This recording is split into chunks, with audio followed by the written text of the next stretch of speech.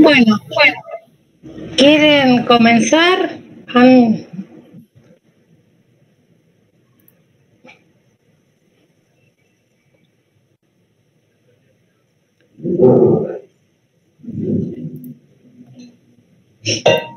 ¿Quieren, chicos, tienen algunas preguntas sobre el práctico este de rigidización de estructuras? Bueno, hoy tuvimos una duda con Mati y con Sol, que no nos daban las cargas puntuales en el modelo que habíamos hecho en el ejercicio de Raúl. A Raúl le daban como, no sé, como 12, 14, 17, a nosotros nos daban por debajo de 10.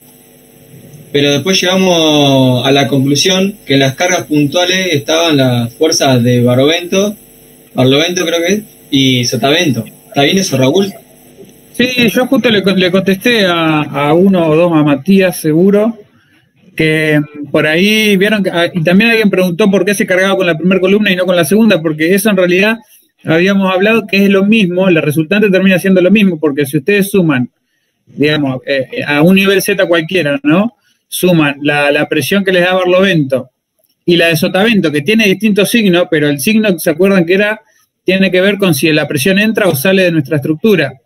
Entonces, en la primera columna, en los distintos Z tenemos valores positivos, quiere decir que a Barlovento entra, y en Sotavento tenemos signo negativo, o sea que en Sotavento sale. En definitiva, van las dos para el mismo lado. Entonces, de esa manera, lo que tenemos que hacer nosotros, punto a punto, no solo mirar Barlovento, sino también sumarle a la resultante lo que nos dé en Sotavento, ¿no es cierto? También, o sea, con el área tributaria y todo, llegar a la resultante, pero la resultante, tengan en cuenta que tenía, digamos, la parte de Barlovento y se le suma también la de Sotavento que va hacia el mismo sentido, digamos. Entonces, es lo mismo cargar con la primera o con la segunda columna. La resultante termina quedando igual. Entonces, ahí van a llegar yo había mandado esas consultas. Claro, porque las presiones interiores, ¿sí? Siempre tienen signos contrarios, o sea, una vez la sumo y otra vez la resto. Entonces, es por eso que lo que importa son las presiones de afuera, las fuerzas exteriores.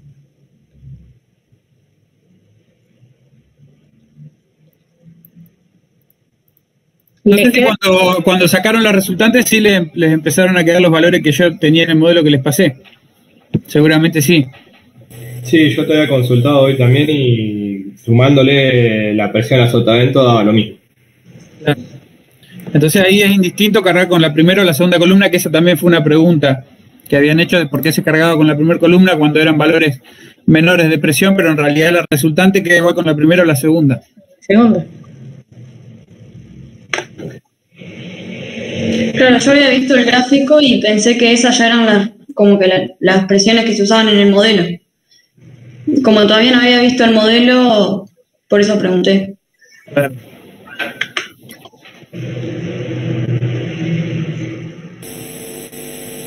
Otro dato que yo tenía era que para considerar el parapeto arriba de la azotea, ¿por qué lo calculamos como un cartel a nivel de piso y no poderlo calcular allá arriba? ¿Que no está la posibilidad de hacerlo eso? Por la tabla que vi había una parte que decía sobre nivel de piso, creo que era. ¿Querés contestarle vos, Claudia? No, contestá vos, Raúl, está bien. Esto, bueno, en realidad es porque vieron que esos carteles dice, bueno, no tienen, digamos, corriente, digamos, de viento por debajo. O sea, es como un parapeto que puede estar en cualquier altura, pero está como empotrado ya, digamos, en el último nivel y vuela 1 metro para arriba, ¿no es cierto? Por eso mismo es que se considera como si estuviera eso a nivel de terreno, porque no es como que tiene viento por debajo. Claro, yo entiendo lo que decís, que no tiene viento por debajo, pero el coeficiente que como que mayora la fuerza, no depende de también si está abajo o está arriba, porque la fuerza del viento arriba es diferente a la de abajo. Sí, pero... disculpa. Sí, pero eso lo tenés en cuenta con otros coeficientes, no con este. Este tiene en cuenta la forma de la pared. ¿Sí? Y si es una forma libre o no. Bueno. Fíjate que para entrar en la otra columna entras con una relación de formas de esa pared. ¿Sí? ¿Cuánto mide de longitud? ¿Cuánto mide de altura? No tenés en cuenta nada de cuál es la altura a la que está esa pared. Y los coeficientes son bastante similares.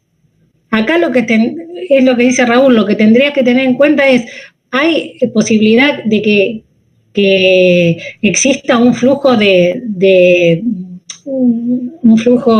aire por debajo de este cartel. No, por debajo de esta pared no, porque está la pared del edificio. Bien, ahí me quedó más claro, gracias.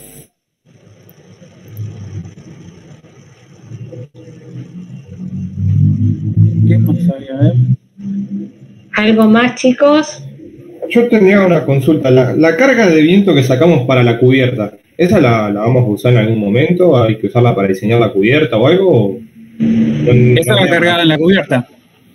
La tienen que cargar como una carga lineal, digamos, hacia arriba, ¿no? Porque hacia arriba, claro. Tenemos signo negativo, o sea, sale de nuestra estructura, entonces esa va cargada en la cubierta hacia arriba. Pero en definitiva, por ahí en el modelo no la van a ver porque, en definitiva, con las cargas gravitatorias, digamos, sería el peor efecto para esa losa, ¿no? Sí. Por eso por ahí directamente no está en el modelo. Pero bueno, podrían ponerla con las combinaciones de carga que dé, después el dimensionado de ese nivel, digamos, de nivel de cubierta, el dimensionado se hará con los pésimos, o sea, con las combinaciones más desfavorables, y seguramente la más desfavorable no sea esa que tiene una carga saliente hacia arriba, ¿no?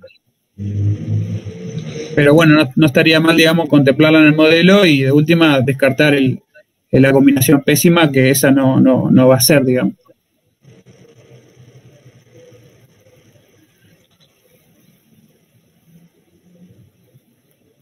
¿Sí? Sí.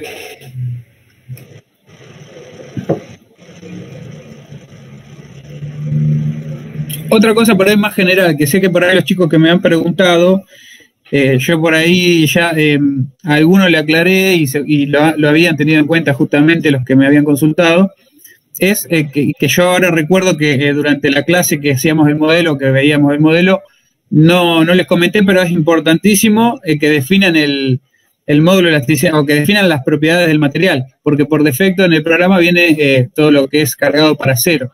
O sea, tenemos el módulo de elasticidad al acero. Entonces ahí no van a tener deformaciones compatibles con las que nosotros estábamos hablando en la presentación, o sea, en la clase esa, que son deformaciones, digamos, asociadas al módulo de elasticidad del hormigón. Eso ténganlo en cuenta y bueno, no sé si recuerdan en la botonera cuál es el botón, pero búsquenlo, que tienen que reemplazar, porque por defecto viene a 0. Yo eso no lo comenté, y por ahí cuando me decían que tenían diferentes esfuerzos o diferentes desplazamientos, me acordé de aclararles eso, que bueno, ahora lo aclaro en general porque a algunos se los comenté. De todas maneras, ese no era el problema porque lo habían corregido, lo habían puesto bien al módulo de elasticidad. Pero el problema era justamente la resultante de viento. Pero para un comentario, para que tengan en cuenta cuando vayan a ver el modelo todos, por ahí si lo arrancan de 0 y abren el programa, digamos, y lo empiezan a modelar, tengan en cuenta que viene por defecto las características o las propiedades del acero.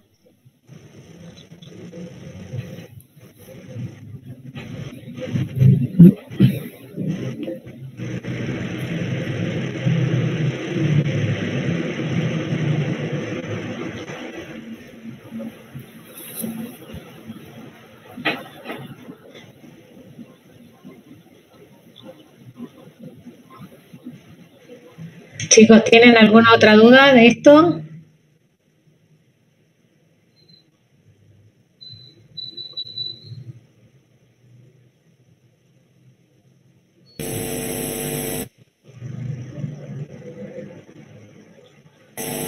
Yo no lo pude tocar, así que todavía no. De eso no tengo, no sé, no lo he visto.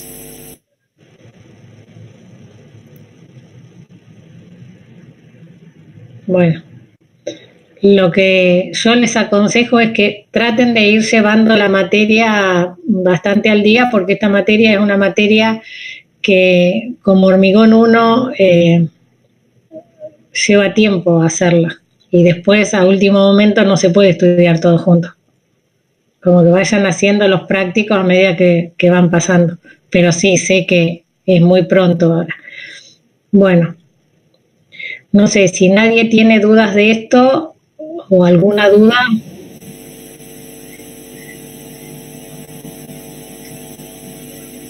Nada. Yo, Claudia, tengo una consulta más que nada por ahí técnica que nos surgió el otro día hablando con Sol, que bueno, cuando Raúl explicó el ejercicio decía que bueno, todos los nudos tenían que ser nudos rígidos, ¿no? Armar el nudo. Y después, no sé, recordando hormigón 1, como que siempre decíamos que hacíamos las columnas, después las vigas. ¿Y en qué momento decimos, armamos el nudo y llenamos y primero hacemos las columnas y después las vigas?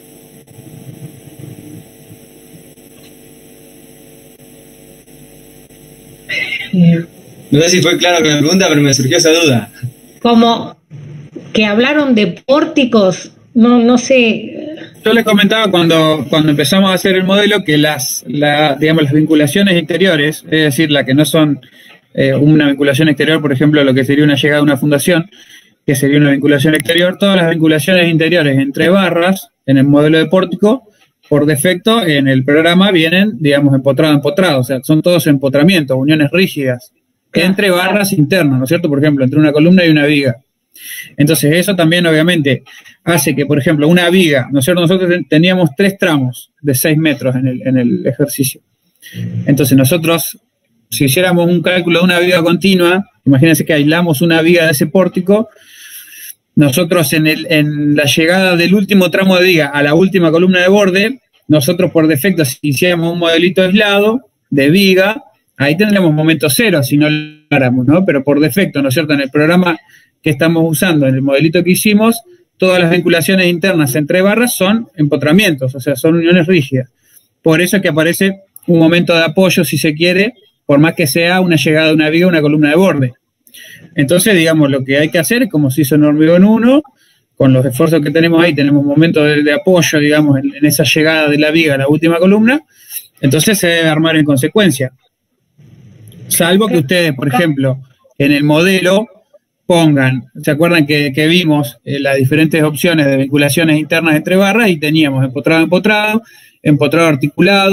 articulado, que bueno, articulado le pusimos a la losa que une los dos pórticos, Pero si quieren pueden decir, bueno, yo lo voy a hacer como veníamos haciendo los dimensionados de viga continua en hormigón 1 y lo que tienen que hacer es articular esa unión de borde, digamos, donde la viga llega a la columna en el borde, pueden articular y que quede empotrado el del medio, ¿sí? Tienen la opción de empotrar los dos extremos, de empotrar uno y articular el otro, ¿sí? Entonces, si ustedes quisieran sacar el momento de ahí, tendrían que articular la llegada de la viga a la columna, pero en definitiva, después también eso le va a cambiar el comportamiento global de lo que es el modelo, ¿no? Entonces, bueno, ya sepan que por defecto tenemos empotrado, que ya nos da, ¿no es cierto?, menores grados de libertad.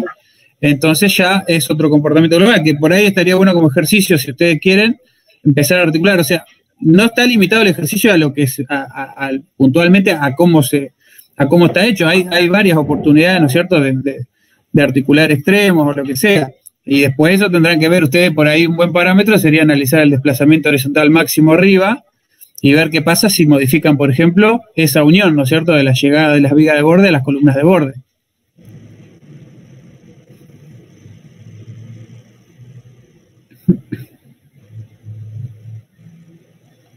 No sé si termina de responder, pero si tenemos uniones rígidas en el modelo hay que materializar los armados, ¿no?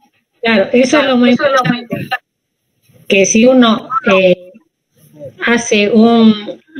pone un empotramiento en el modelo, después hay que llevarlo a la práctica. Y llevarlo a la práctica es armar nudos de pórtico. Para que esos esfuerzos sean tomados realmente. Porque si no lo armás, en definitiva se va a generar la articulación y vos en tu modelo tenías un empotrado, entonces en la realidad no va a ser lo que es tu modelo. Y el tema es que después van a aparecer momentos de tramo que van a ser mayores a los que vos has calculado en tu pórtico empotrado.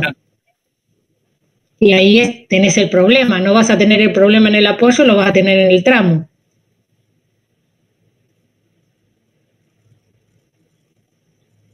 Siempre hay que armar coherente a lo que uno modeló.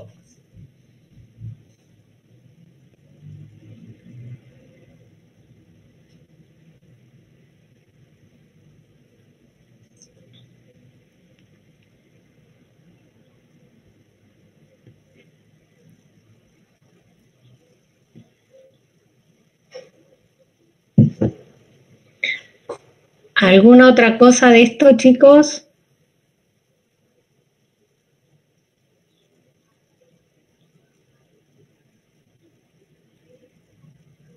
¿No?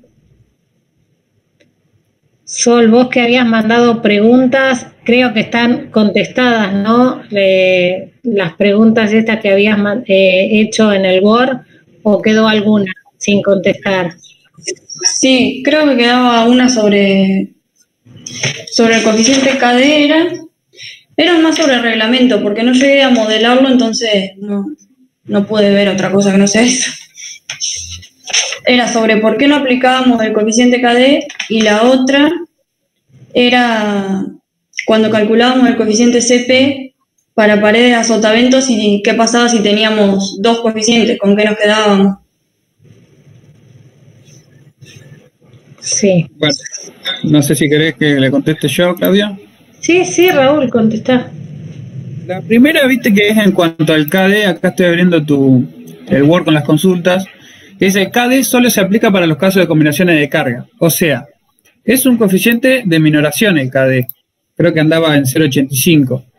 Es un coeficiente que solo se va a aplicar si nosotros vamos a poner, digamos, nuestras resultantes, nuestras presiones de viento, en un estado de cargas combinado con lo que usamos según las ecuaciones del artículo 9.2 del 201. O sea, si nosotros vamos a generar los coeficientes de mayoración de carga, vamos a armar las combinaciones, el 102 nos permite usar el KD, que es como les decía, es un coeficiente de minoración. De todas formas, nosotros creo que todos los valores, en el práctico que yo les pasé con los valores de presiones ya resueltos, creo que está considerado directamente como 1. O sea, como estamos usando combinaciones de carga, podríamos utilizarlo y podríamos multiplicar todo eso por 0,85, que creo que era el valor de KD asociado a este ejercicio. Y la otra pregunta, no sé si hasta ahí está Sol. Sí. Entonces con uno somos más conservadores, nada más que eso. Claro, o sea, en KDE que se dice ahí, se puede utilizar o se utiliza solo cuando utilicé las combinaciones de carga reglamentaria, ¿sí? O sea, todas las combinaciones con los coeficientes de mayoración que nosotros generalmente usamos, o sea, que nosotros lo podríamos usar. Pero de todas maneras creo que está tomado como 1 para todo el cálculo de los valores del desarrollo de ese ejercicio. Pero tengan en cuenta que podrían usar el KDE, buscar el valor en la tabla, que era 0.85, si no me equivoco. Y con respecto a lo que vos decías, Sol, en la otra pregunta, los L y los B van cambiando. En este caso, nosotros que teníamos una planta cuadrada, en este caso no variaba. Y bueno, por ahí yo, en el ejercicio, cuando lo fuimos desarrollando, hablamos de que el cálculo es en las dos direcciones. Por eso hablábamos de un modelo en la dirección X y un modelo en la dirección Y, cómo modelarlo, que en una dirección había simetría, entonces podríamos hacer directamente 2 pórticos con la mitad de la carga, pero en la otra dirección que no teníamos simetría, tenemos que hacer un modelo de 4 pórticos acoplados para modelar, digamos, de alguna manera lo más acorde a la realidad, ¿no es cierto? Bueno, más allá de eso que hablamos de las dos dimensiones, la pregunta de Sol venía al caso cuando tengamos una planta que no sea cuadrada. Entonces ahí sí, para la obtención de los CP te cambian lo que sería L y B según de dónde incide el viento, ¿no? Lo que pasa es que vos cuando analices de un lado, cuando analices en una dirección, vos vas a tener una cara barlovento, otra sotavento, y las que son laterales van a ser las paredes laterales, entonces va a ir cada uno con su CP.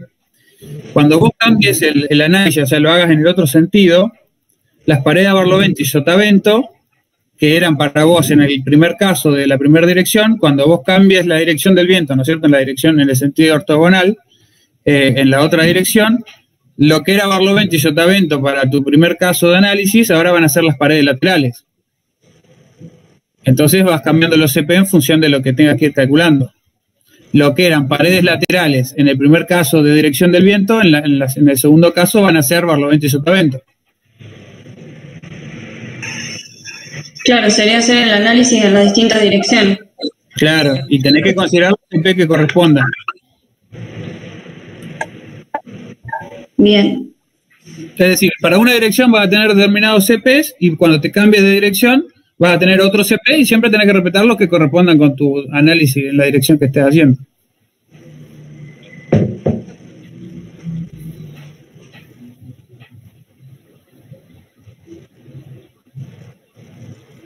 Por ahí, bueno, ya les decía, en el desarrollo no hicimos mucho hincapié porque era una planta cuadrada y era el mismo esquema de presiones para una dirección o para la otra, ¿no? Solamente hicimos hincapié en que debería variar el modelo, pero bueno, llegado el caso que no es una planta cuadrada, ahí tiene que hacer el análisis en la otra dirección cambiando los coeficientes en función de los CP, o sea, ¿no?, que vayan en función de las dimensiones en planta, dependiendo de dónde incide el viento.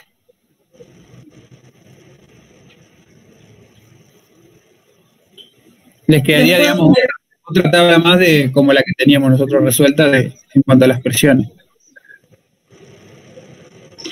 Sí, otra cosa que me surgió, que bueno, no pude resolverlo todavía, a la hora de dimensionar el tabique, cómo armar el modelo y con qué cargas para poder obtener las solicitaciones. Y los esfuerzos del tabique los vas a sacar de... Vos estás hablando, nosotros, ¿se acuerdan que hablamos de las combinaciones a generar en el modelo? Obviamente para obtener deformaciones yo había hecho una primera combinación que eran todas las cargas, digamos, con un coeficiente de mayoración igual a 1.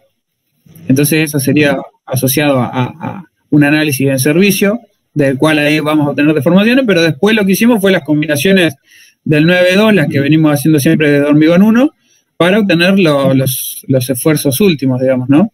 Entonces vas a buscar en los estados de carga, o sea, los estados de carga yo les llamo porque se dice así en el programa, pero los estados de carga son las combinaciones que vos hayas generado en base al 9.2, ya con los coeficientes de mayoración correspondientes, y de ahí vas a tener que ir buscando las distintas combinaciones, que creo que en el desarrollo del ejercicio hay un cuadrito resumen, que dice, bueno, con tal combinación en el tabique tengo tanto M, tanto N y tanto corte. Y así tenés que ir buscando creo que eran 3 o 4 combinaciones las que nos habían quedado, tenés que ir buscando todas las combinaciones, anotar todos los esfuerzos que te da y quedarte con los pésimos, o sea, con los que den el mayor armado.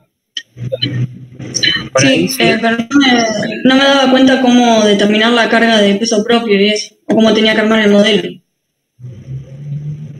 Y bueno, todos los pesos, las cargas gravitatorias, vos las vas a tener que ir pasando a través de las vigas, como carga uniforme, o sea, bueno, por ahí también habría que hacer el análisis de carga, ¿no? Obviamente hay que hacer el análisis de carga en cuanto al espesor de losa que pongamos, si va a tener algún contrapiso, obviamente la sobrecarga según el destino, que incluso ahí esos ya son dos hipótesis distintas. Ustedes van a generar una hipótesis asociada a lo que llamamos cargas D, cargas permanentes, y otra asociada a las sobrecargas o cargas L. Y bueno, eso mismo ustedes van a tener que... Yo en el modelo que tenemos, lo que habíamos hecho, poner 1 tonelada por metro cuadrado, digamos, como si genéricamente, pero estaría bueno si ustedes hacen el análisis de carga más detallado y ya incluso hasta van poniendo las cargas en las vigas. Obviamente tienen que ver, digamos, qué área tributaria, o sea, qué descarga le está llegando a esa viga en función de las losas que tengan hacia un lado y hacia el otro, como hacíamos en hormigón 1. Por ahí la diferencia que tenemos es que acá son losas cuadradas, y la descarga en losas cuadradas se da de otra manera que como las hacíamos en hormigón 1, que era un semiancho hacia un lado de la viga y un semiancho hacia el otro lado.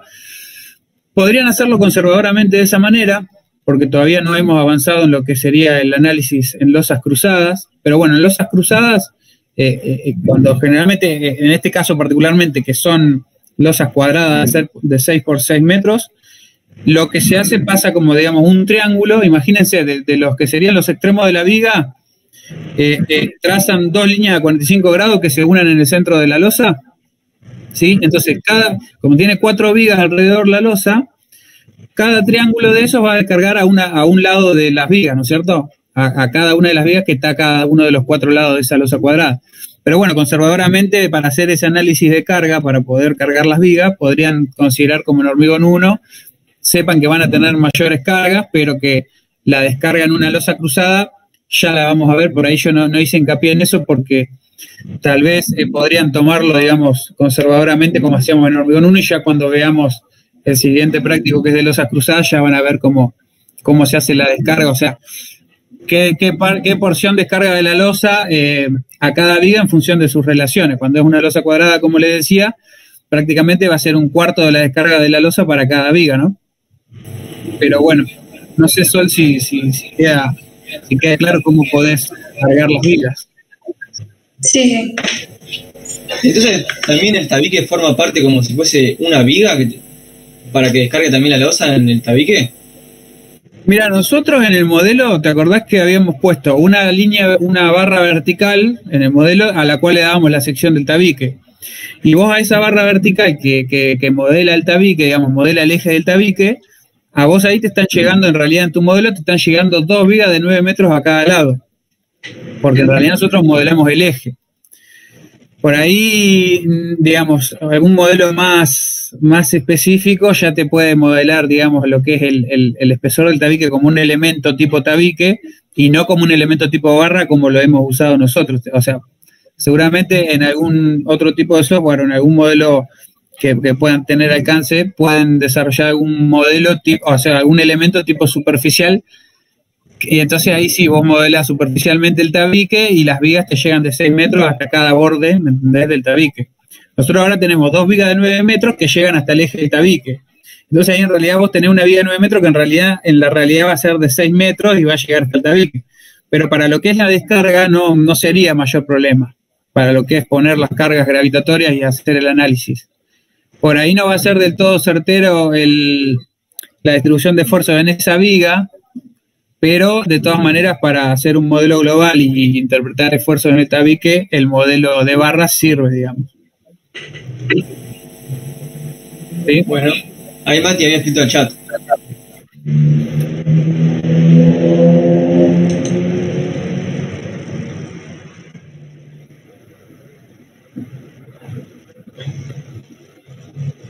Acá dice, bueno, sí, Matías Sánchez, sí, lo de directiva de armado, sí, digamos, hay que armar el nudo con los esfuerzos que tiene, sería un armado de nudo de pórtico, en definitiva, que sería lo que vimos en hormigón 1.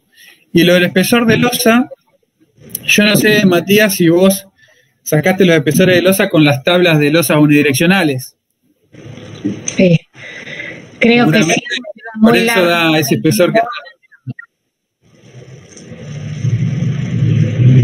que por ahí, bueno, ya justamente también en el práctico que viene vamos a ver que el predimensionado que se utiliza para losas que ya no son unidireccionales, que generalmente van a dar espesores menores.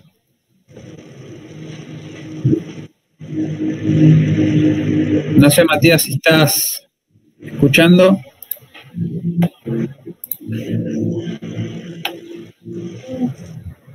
Sí, hiciste el predimensionado con la tabla para losas unidireccionales.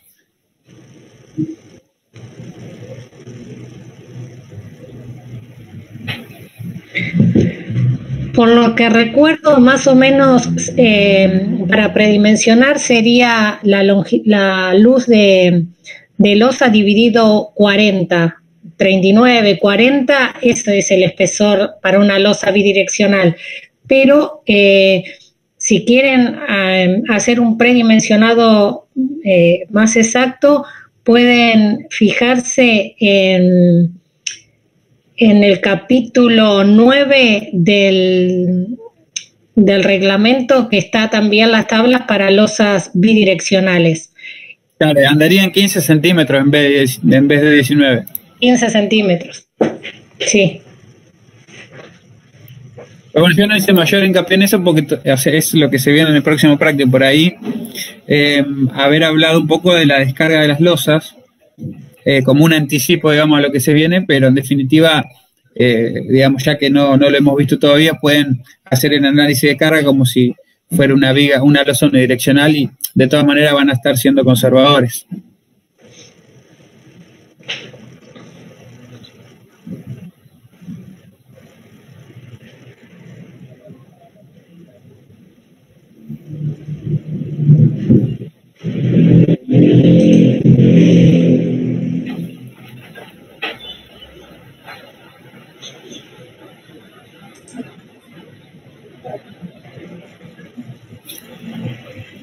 Matías no se fue.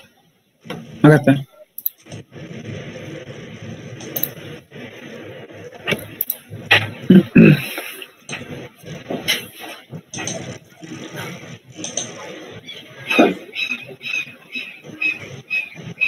Ahí está Matías. Matías, no sé si escuchaste lo que te habíamos comentado con respecto al espesor del oso.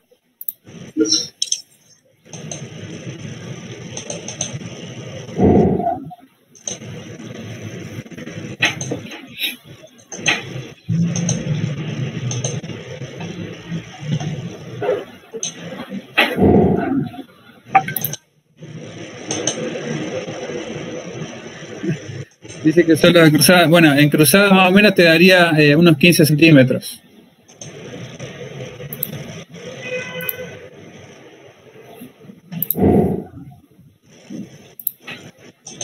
Está bien, dice.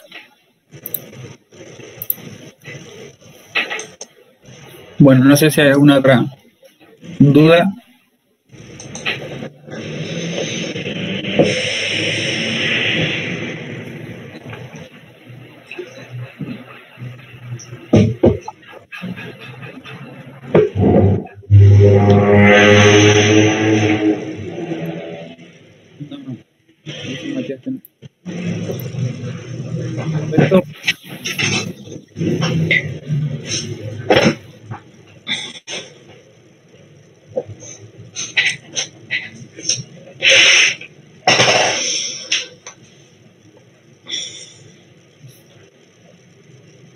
Chicos, ¿alguno tiene alguna otra duda sobre estos temas? Yo por ahora no. No, yo tampoco. Medio como que no les quiero ni preguntar si estuvieron viendo lo de ayer, porque ya sé lo que me van a contestar. Bueno, les dejo las preguntas para cuando miren esa parte del ejercicio. Obviamente que si cuando lo están mirando tienen dudas, me mandan a preguntar y bueno, yo les voy a contestar individual, pero si veo que las preguntas son todas similares, podemos juntarnos a resolver dudas. Y si no tienen más preguntas, lo que les sugiero es que vayan avanzando con este tema. ¿Están de acuerdo? Claudia. ¿Han mirado algo de la segunda parte del ejercicio? Yo he visto ayer los videos, no sé si se me escucha. Sí. Lo que no entendí muy bien es la diferencia en el video ese que hace el experimento del péndulo. Sí. La única diferencia entre el péndulo, el primero, que da mucha variación o mucha amplitud, y el segundo modelo es que le ajusta, digamos, no sé qué hace ahí. Es como que uno varía más y el otro varía menos, pero no entendí muy bien qué es lo que está pasando ahí. Porque la longitud del péndulo es la misma, eso quiero decir. Sí, mira, la idea esa de que yo les mandé estos videos es para que ustedes empiecen a ver que cuando tenemos edificios de mucha altura, o sea, cuando tenemos edificios de una altura que también es elevada, pero bueno, por ejemplo, hasta decir unos 150 metros de altura, bueno, hasta que tenemos esos edificios en un lugar donde el viento es como podría ser en la provincia de Buenos Aires, vientos normales, nosotros podemos hacer la rigidización del edificio mediante la estructura de hormigón. Bueno, por ejemplo, edificios de 150 metros son las Torres del Faro. Y esos edificios, su rigidización se basa en hacer una estructura de un tubo interior, ¿sí?, que es la que tiene en su interior todo el transporte vertical del edificio, y una estructura de tubo exterior que es la fachada, por eso es un tubo que tiene aberturas. Entonces, hasta esas alturas uno lo puede manejar, ya les digo, en un lugar donde la zona sísmica es 0, lo puede manejar con estructura. Ahora, ya cuando tenemos zonas que ya son zonas sísmicas o edificios de mayor altura, ¿y qué altura les estoy hablando? Y bueno, el doble de esta altura. Por ejemplo, en ese video aparece la torre de Taipei, que es una torre que tiene una altura, por lo que recuerdo, arriba de los 300 metros. Entonces, ahí no solo basta hacer con la estructura de hormigón, sino que hay que poner, por ejemplo, aumentar el amortiguamiento del edificio. Y una de las formas de aumentar el amortiguamiento es mediante una de las formas sería mediante este amortiguador de masa sintónico. Y bueno, y básicamente lo que recuerdo del video es que es un péndulo que tiene una gran masa, y a su vez esa masa está tomada con amortiguadores. Entonces, la idea es que cuando este edificio por el viento esté sometido a presiones, bueno, el edificio va a desplazarse, ese péndulo que tiene una gran masa concentrada se va a desplazar, pero después el movimiento que sería al revés, cuando quiere volver el edificio a su posición de origen, va a ser más lento justamente debido al amortiguamiento. Entonces, es ahí donde las oscilaciones de este edificio van a ser más pequeñas, que es lo que se quiere, imitando a lo que serían oscilaciones más bien que se podrían esperar de un edificio de mayor rigidez que el que tendría si no tendría el péndulo. Y después, todo lo que dice este video acerca de, por lo que me decís vos, de aumentar la altura del péndulo. Claro, fíjate que cuanto más cuerda tenga el péndulo, sus movimientos van a ser mayores que cuanto menos cuerda tenga el péndulo. Eso es algo de física y bueno, y explica un poco que obviamente que cuando uno pone estas masas, tiene que hacer un estudio de justamente de la masa y cómo tiene que estar tomada para que sea eficiente para lo que se quiere. Pero básicamente es eso. Claro, Sí, la cuerda en ese ejemplo tiene la misma longitud, pero lo que hace es ajustarlo y debe ser eso que decís del amortiguamiento. Claro, exactamente. Uno con amortiguamiento y otro sin amortiguamiento. Es claro, sí, exactamente.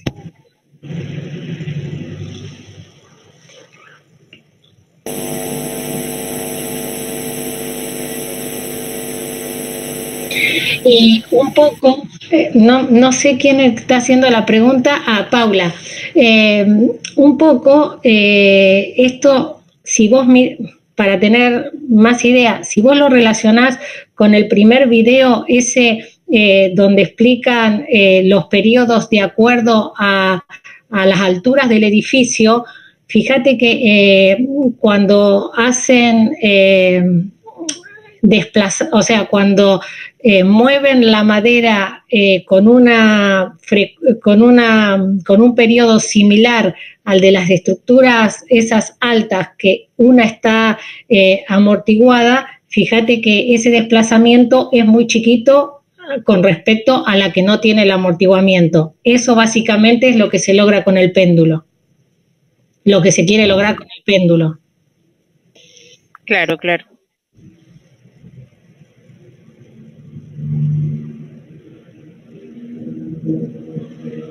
Bueno, si les está bueno que lo tienen para un fin turístico también eso. Por lo menos las de Chile creo que era. Sí, sí. Y ese edificio de Chile, vieron que es uno de los edificios más altos de América del Sur, digamos, no sé si de toda América, de América Central y del Sur, pero sí de América del Sur. Es un edificio que está en zona sísmica, porque Santiago es zona sísmica, y tiene 300 metros de altura. Y es conocido porque, bueno, sale a la prensa porque justamente porque ha estado sometido a sismos y ha tenido muy pocas vibraciones. Estaba mirando que también ese edificio tiene como que unas cruces, y en el medio de las cruces tiene como unos soportes que amortiguan también eso. Como un rodamiento que claro, evita la estabilidad.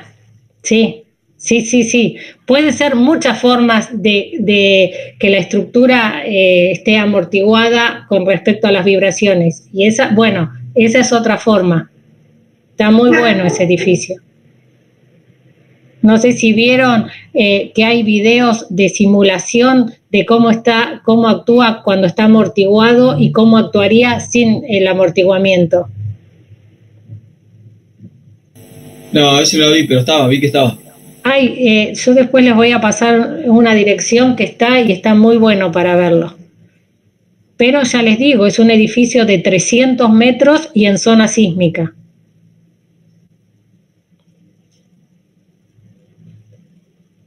Bueno, gente, no sé si necesitan hacer alguna pregunta, y si no, los dejamos por ahora, que sigan trabajando y seguimos en contacto por si necesitan hacer preguntas a medida que vayan avanzando. ¿Sí? Y se encontrarían para seguir con el tema que viene, que es entrepisos en estructuras. Van a haber distintos tipos de entrepisos en estructuras.